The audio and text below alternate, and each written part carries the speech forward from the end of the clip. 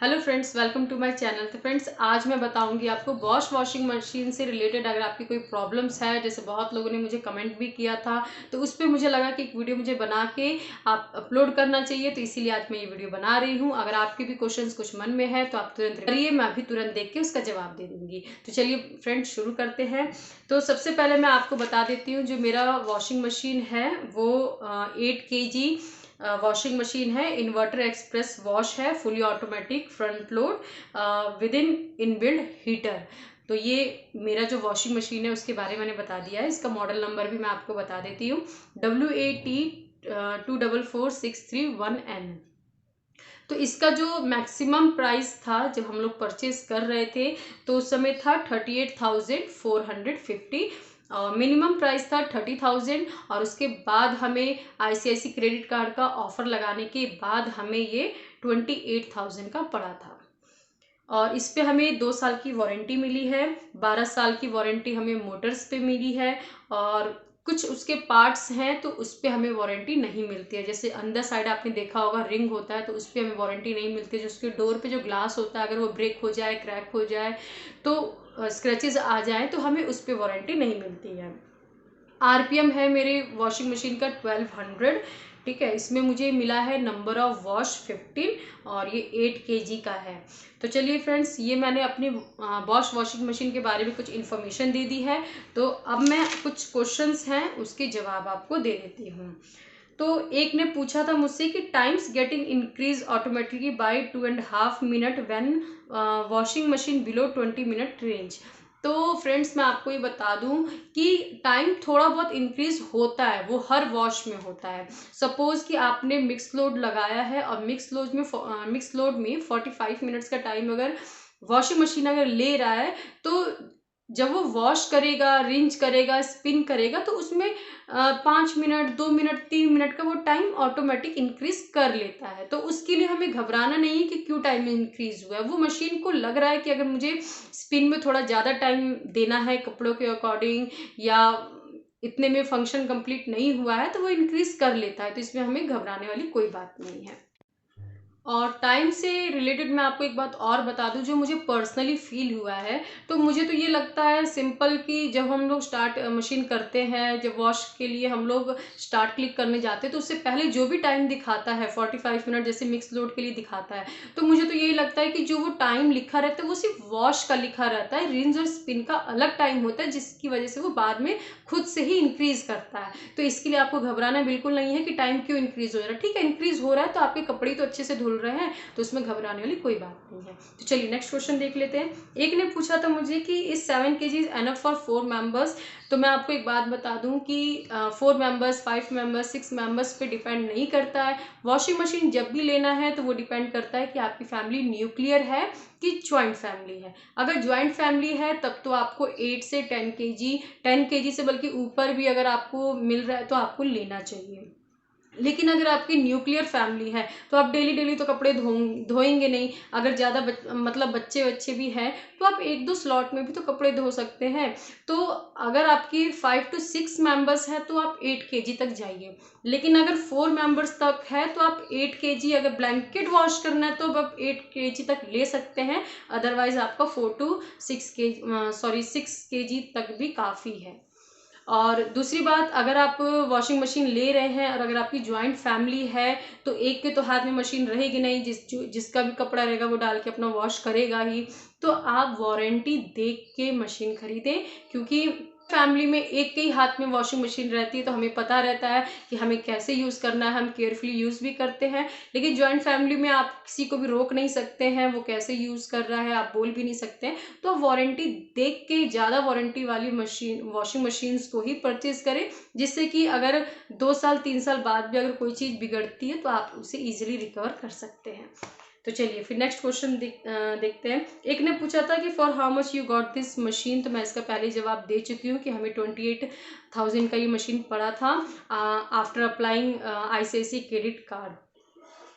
तो next question देख लेते हैं।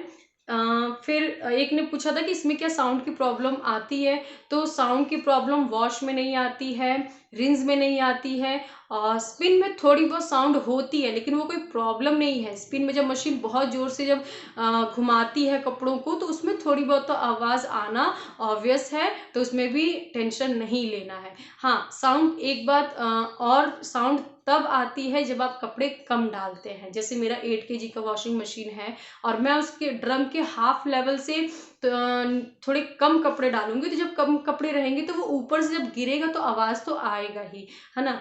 तो साउंड को लेके भी प्रॉब्लम इसमें नहीं है, मुझे अभी तक फील नहीं हुआ है। नेक्स्ट क्वेश्चन देखते हैं कि एक ने पूछा था कि इनलेट आउटलेट पाइप जो है और वाटर फिल्टर क्या हमें इंस्टॉलेशन वाला जो बंदा आएगा वही करेगा क्या, तो नहीं, ऐसा बिल्कुल नहीं है।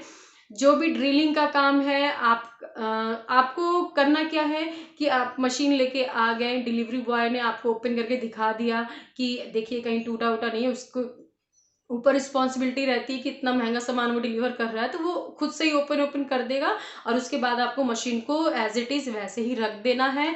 बिल्कुल भी छेड़खानी नहीं करना है क्योंकि ड्रम के पीछे स्क्रूज होते हैं। अगर आपने प्लग करके सोचा कि चलो मैं पहले ही ऐसे देख लेता हूँ, तो वो स्क्रू से ड्रम आपका डैमेज हो सकता है। तो जब भी आप लेके आए तो वैसे का वैसे ही रख दें जब तक कि इंस्टॉलेशन वाला बंदा आके आपका वॉशिंग मशीन ना पीछे का स्क्रू ओपन ना करे और जो स्टिकर्स लगे थे उसे ना हटाए, तब तक आपको छूना नहीं है।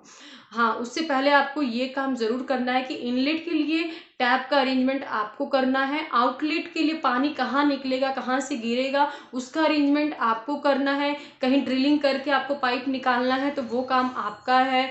वॉशिंग मशीन के लिए अगर प्लग इन करने के लिए इलेक्ट्रिक बोर्ड आपको लगाना है तो वो काम भी आपका है। मतलब एक्सटर्नल का जो सारा काम है वो आपका है। ड्रिलिंग और ये इलेक्ट्रिसिटी और ये सब इनलेट आउटलेट वाला काम इंस्टॉलेशन वाले का नहीं है, वो नहीं करेगा। ये सब काम करने में हो सकता है आपके 1200-1300 रुपये भी खर्च हो जाए, तो वो आपको करना पड़ेगा।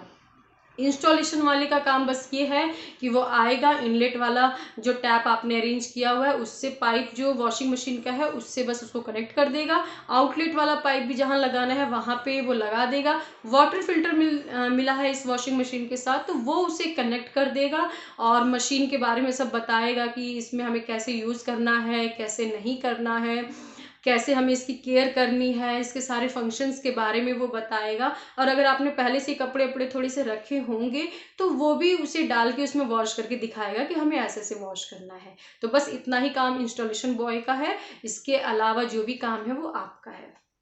तो चलिए नेक्स्ट क्वेश्चन देखते हैं।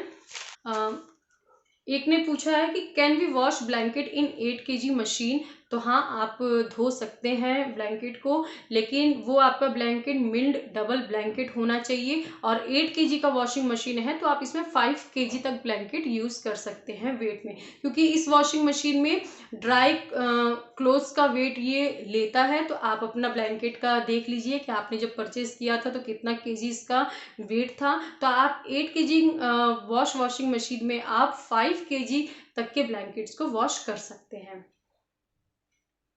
और एक ने वही इंस्टॉलेशन से रिलेटेड पूछा था, तो मैं आपको क्लियरली बता देती हूँ कि इनलेट वाटर का टैप आपको अरेंज करना है, आउटलेट का रास्ता आपको देना है, इलेक्ट्रिसिटी बोर्ड का काम भी आपको खुद पहले से करवा के रखना है, ड्रिलिंग और वाटर टैप लोडिंग अगर करना है तो वो भी सारा काम आपका है। अगर इंस्टॉलेशन बॉय आ जाता है और ये सारे काम अधूरे आपके रहते हैं तो वो आपको फिर से टाइम देगा, कहेगा कि मैं नेक्स्ट टाइम इस दिन आऊँगा, इस दिन तक आप अपना सारा काम अरेंज करके रखिए, मुझे फ़ोन करिएगा, मैं आके बस कनेक्ट कर दूँगा। और एक ने पूछा था टच पैनल वर्किंग कैसा है, तो इसका टच पैनल वर्किंग बहुत अच्छा है, अभी तक मुझे कोई प्रॉब्लम नहीं आई है।